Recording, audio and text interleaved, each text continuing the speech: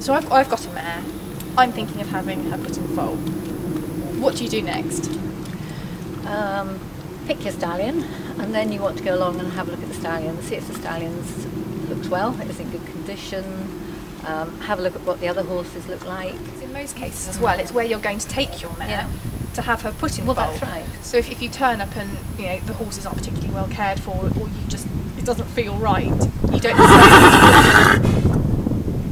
don't necessarily want to put your mare into that situation. Well, no, that's right. You've got to be comfortable with the place. You've got to like the people who are going to be looking after your horse, because the horse could be there for 2 or 3 months before it is actually scanned in foal. And the most important thing is to make sure that the horses all look good and they've been looked after.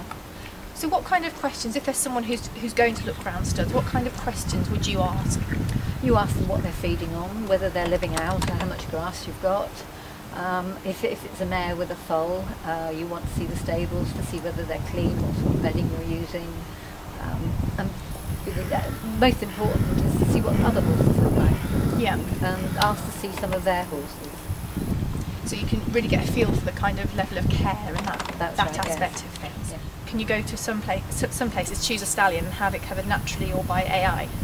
A few studs will, but not many. You tend to find all thoroughbreds will have to be covered naturally if they're registered with Weatherby's, because Weatherby's won't accept AI under any circumstances. But you tend to find the warm blood studs, possibly the cob studs, I don't know, but they will go towards the AI. Okay, thank you very much.